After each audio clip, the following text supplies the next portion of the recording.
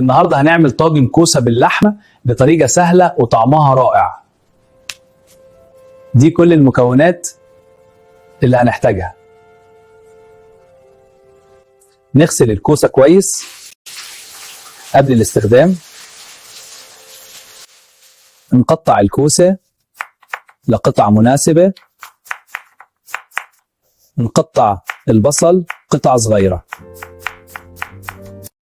نفرم شويه ثوم. نشوح البصل لحد ما يذهب.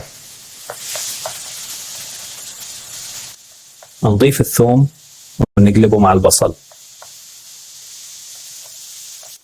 نضيف اللحمة المفرومة ونقلبها كويس طعم.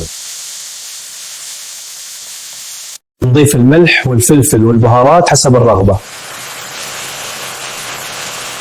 نقلب اللحمة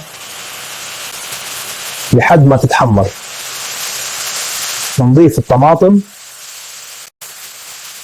ومعجون الطماطم. نقلب الصلصة مع اللحمة كويس. نرص قطع الكوسة في الطاجن. نصب خليط اللحمة والصلصة على الكوسة. نرش شوية بقدونس للنكهة. نغطي الطاجن ونسيبه على نار هادئة.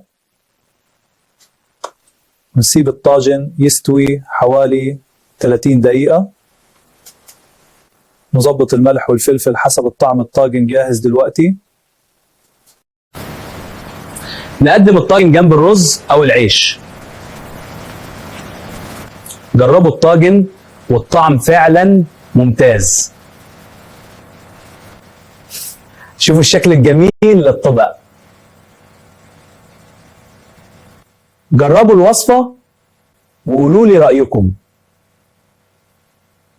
شكرا لمتابعتكم. مع السلامة.